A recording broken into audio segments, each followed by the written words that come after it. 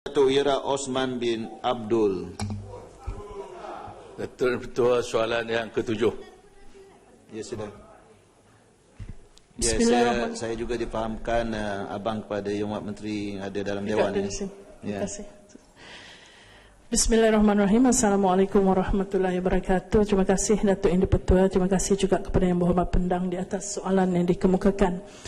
Datuk Yang Dipertua, sebagaimana ahli yang berhormat sedia maklum, cadangan projek naik taraf Jalan Pendang ke Sungai Tiang ke Kota Sarang Semut, Kedah, pada peringkat awal telah diluluskan dalam tempoh rancangan Malaysia ke-9, iaitu daripada 2006 hingga 2010. Namun begitu, projek ini terpaksa ditangguhkan berikutan arahan daripada agensi pusat untuk mengkaji semula senarai keutamaan projek pada ketika itu. Berdasarkan kajian awalan yang telah disiapkan kementerian ini, skop projek tersebut melibatkan naik taraf jalan sedia ada kepada laluan 4 lorong 2 hala atau dual carriageway dengan izin sepanjang 25 km dengan reka bentuk piawaian JKR R5. Projek ini akan dipecahkan kepada 4 fasa pelaksanaan, iaitu seperti berikut.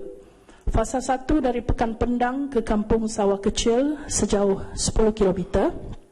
Fasa 2 dari Kobah ke Pekan Pendang sejauh 2.5 km. Fasa 3 dari Kampung Sawah Kecil ke Sungai Tiang 8 km. Dan fasa 4 dari Kota Sarang Semut ke Kobah 4.5 km.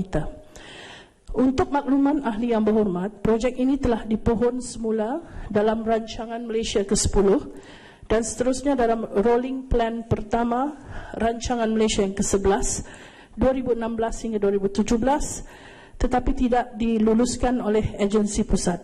Sehubungan itu, kementerian ini akan berbincang dan mengemukakan semula permohonan kepada unit perancang ekonomi di Jabatan Perdana Menteri dalam rolling plan kedua rancangan Malaysia yang ke-11 dari 2017 hingga 2018. Sekian, terima kasih Datuk Yang Dipertua. Ya, Pendang. Tuan Ketua, terima kasih. Duka cita saya sebagai ahli Parlimen Pendang bagi pihak rakyat Pendang.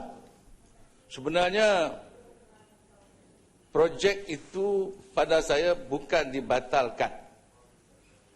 Projek itu dipindahkan ke tempat lain dalam negeri Kedah. Sedangkan dokumen tender telah pun dijual. Dokumen tender telah pun dijual. Itu yang saya sedih. Duka cita. Yang hormati Malam Menteri. Sebab itu saya soalan ini. Yang penting ialah jalan daripada Kota Sarang Semut ke Pekan Pendang. Kerana kita ada stesen kereta api laju di Pekan Kobah. Kita ada tol di Kobah. Sebab itu kita perlukan jalan 4 lorong daripada Kota Sarang Semut ke Pekan Pendang. Saya maksudkan ini dipindahkan ke tempat lain pada tahun 2000 kalau tak silap saya. Itu ialah soalan yang benar. JKR perlu siasat. Dan yang kedua, saya nak tanya kriteria untuk membolehkan jalan 4 lorong ini dilaksanakan. Yang berhormat sedarkah bahawa jalan antara Pendang ke Sungai Tiang 50 tahun lebih penggunaan, tidak ada sebarang pengambilan tanah dibuat oleh kerajaan yang menyebabkan JKR Pendang menghadapi masalah. Sekarang nak melebarkan tidak boleh, nak membina culvert cross jalan tak boleh, kerana tuan tanah akan menuntut pampasan sebab pampasan tidak dibuat.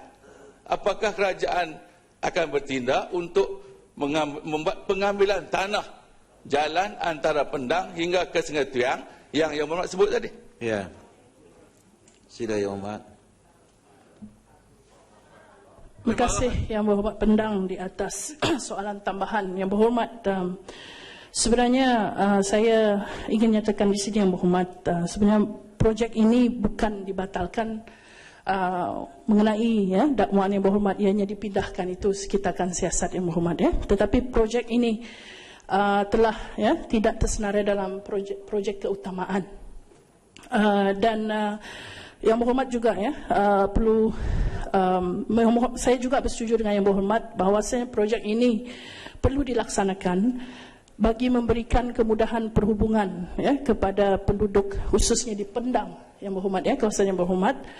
dan secara langsung ianya dapat mengurangkan kesesakan lalu lintas. Untuk pengetahuan yang berhormat juga, pelaksanaan fasa 2 dan fasa 4 sekiranya ianya dilaksanakan akan diberikan keutamaan yang berhormat, ya, iaitu fasa 2 yang seperti saya nyatakan awal tadi, daripada Kobah ke Pekan Pendang, dan fasa 4 daripada Kota Sarang Semut ke Kobah.